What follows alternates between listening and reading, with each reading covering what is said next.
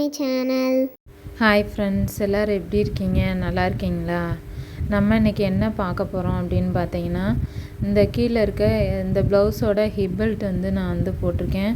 இந்த ஹிப்பெல்ட் எப்படி செய்யலாம் அப்படின்றத நான் இப்போ வீடியோ போட்டிருக்கேன். இடையில உங்களுக்கு வீடியோ வரும். அதனால் நீங்கள் வீடியோ ஃபுல்லாக பாருங்கள், ஸ்கிப் பண்ணாதீங்க. அப்போ தான் நான் இடையில சொல்லியிருக்க டீட்டெயில் உங்களுக்கு புரியும். அதனால் வீடியோவை ஸ்கிப் பண்ணாமல் ஃபுல்லாக பாருங்கள்.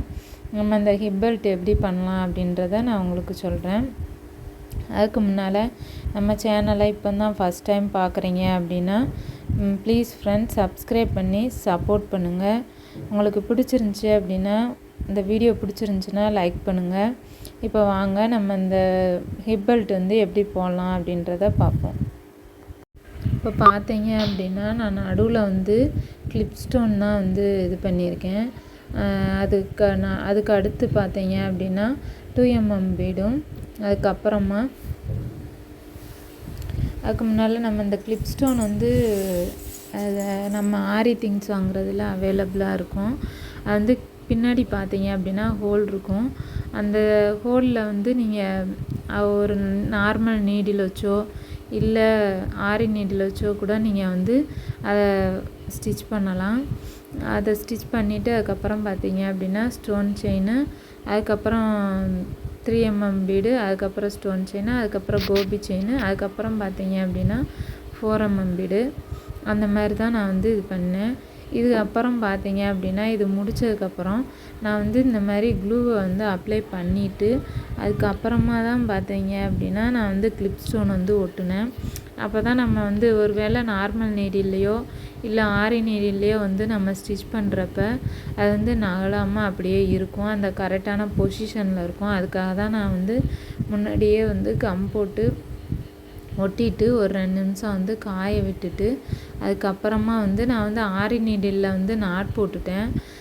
நீங்கள் உங்களுக்கு முடிஞ்சது அப்படின்னா நீங்கள் நார்மல் நீடிலே யூஸ் பண்ணி இதை ஸ்டிச் பண்ணலாம். இதுக்கு இடையில பார்த்தீங்க அப்படின்னா ஹோல்ஸ் இருக்கும். அந்த ஹோல்ஸில் நீங்கள் ஸ்டிச் பண்ணலாம். இப்போ பாருங்கள், இது காஞ்சிட்டு இது பார்த்தீங்க அப்படின்னா இந்த மாதிரி தான் வரும். நம்ம நடுவில் எப்படி லேயர்ஸ் கொடுத்தோமோ அதே மாதிரி லேயர்ஸ் தான் அடுத்தடுத்து வரும். நம்ம நடுவில் ஃபுல்லாக கொடுத்தோம், அடுத்தடுத்து வர லேயர் ஆஃபாக வரும், அதாவது பாதி பாதியாக வரும். இது எந்த கிளாத்தில் பண்ணேன் அப்படின்னு பார்த்தீங்க அப்படின்னா, இப்போ பார்த்தீங்க அப்படின்னா இந்த ஹிப்பெல்ட் செய்கிறதுக்கு நான் இந்த கிளாத்தில் தான் நான் ஹிப்பெல்ட் பண்ணேன். இது பார்த்தீங்க நம்ம நார்மலாக கோல்டன் ப்ளவுஸ்க்கு எடுப்போம் பார்த்தீங்கன்னா, அந்த ஒரு மெட்டீரியல் தான் இந்த கிளாத், ப்ளவுஸ் மெட்டீரியல் தான்.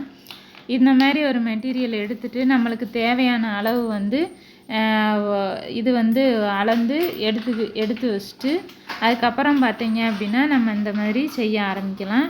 இப்போ நான் என்ன பண்ணேன் அப்படின்னு பார்த்தீங்க அப்படின்னா, நான் ஃபஸ்ட்டு எனக்கு எவ்வளோ லென்த்து தேவையோ அந்த லென்த்து நான் எடுத்துக்கிட்டேன். பார்த்தீங்கன்னா இந்த மாதிரி மார்க் பண்ணி எடுத்துட்டு அதுக்கப்புறம் பார்த்தீங்க அப்படின்னா இந்த சென்டர் பாயிண்ட் இருக்குது பார்த்தீங்கன்னா, இந்த சென்டர் பாயிண்டில் நம்மளுக்கு இந்த மாதிரி ஸ்டோன்ஸ் அவைலபிள்ஸாக இருக்குது. நம்ம கடைகளில், அதாவது ஆரி ஒர்க் திங்ஸ் வாங்குகிற கடைகளில் போய் கேட்டிங்க அப்படின்னா இந்த மாதிரி ஸ்டோன்ஸ் இருக்கும், கிளிப் ஸ்டோன் சொல்லி.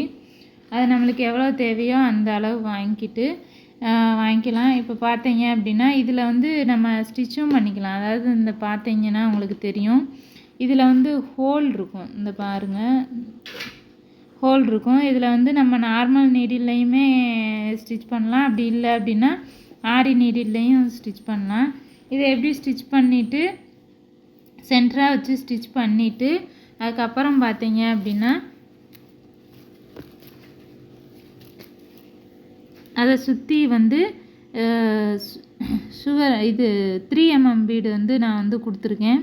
4mm பீடு கொடுத்துருக்கேன். அதுக்கப்புறம் பார்த்தீங்க அப்படின்னா செயின் ஸ்டோன் கொடுத்துருக்கேன். செயின் ஸ்டோன்ஸ்க்கு அப்புறமா 5mm பீடு கொடுத்துருக்கேன். அதுக்கப்புறம் ஒரு லேயர் செயின் ஸ்டோனு, அதுக்கப்புறம் 5mm பீடு. அந்த மாதிரி மாற்றி தான் நான் கொடுத்துருக்கேன். அவங்களுக்கு பார்த்தாலே தெரியும். அது மாதிரி இந்த ஹேங்கிங்கும் பார்த்தீங்க அப்படின்னா இந்த பாருங்கள், இந்த மாதிரி ஹேங்கிங் பீடும் தனித்தனியாக விற்கும். ஒரு பாக்கெட் வந்து அந்த மாதிரி இருக்கும், ஒரு பாக்கெட்டு அந்த மாதிரி. நம்ம தேவை அப்படின்னா அதுக்கு எத்தனை இது தேவையோ அந்த மாதிரி ஹேங்கிங்கும் வந்து நம்ம வந்து பண்ணிக்கலாம். இதுக்கப்புறம் பார்த்திங்க அப்படின்னா இதை வந்து நம்ம எப்படி வந்து கட் பண்ணி ஒட்டி ஸ்டிச் பண்ணுறது அப்படின்றத நான் உங்களுக்கு சொல்கிறேன்.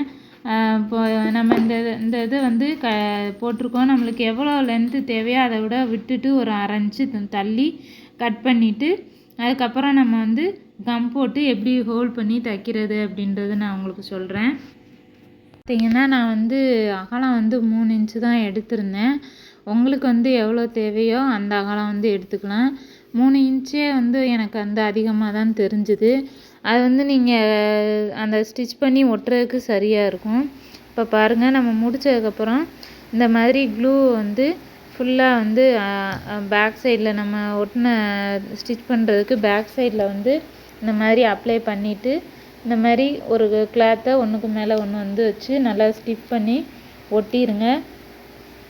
ஒட்டிட்டு பார்த்தீங்க அப்படின்னா இதையுமே அதுக்கு மேலே இருக்க கிளாத்தை மேலே வச்சு நம்ம வந்து ஒட்டிட்டு ஹேண்ட் ஸ்டிச் வந்து கையிலேயே வந்து தையல் போடலாம்.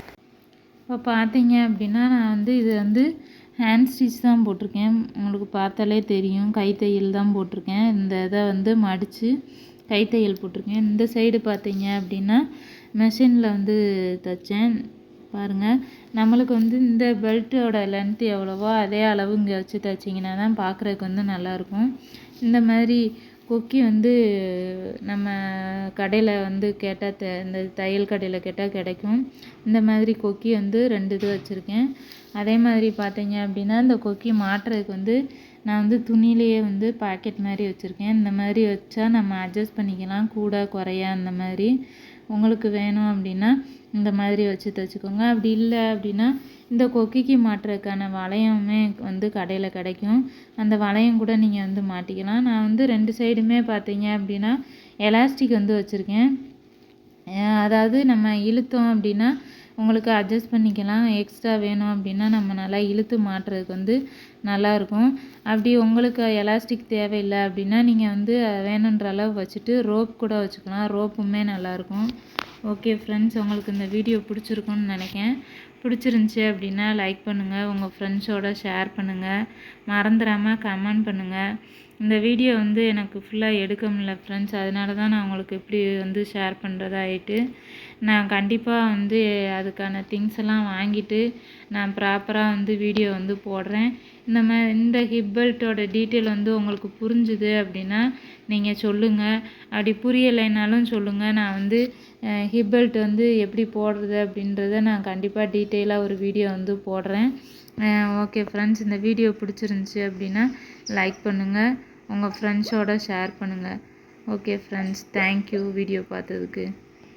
லைக் பண்ணுங்கள், ஷேர் பண்ணுங்கள், சப்ஸ்கிரைப் பண்ணுங்கள். மறக்காமல் ஸ்ரீஹரி சேனலை சப்போர்ட் பண்ணுங்கள். தேங்க்யூ ஃப்ரெண்ட்ஸ், பாய்.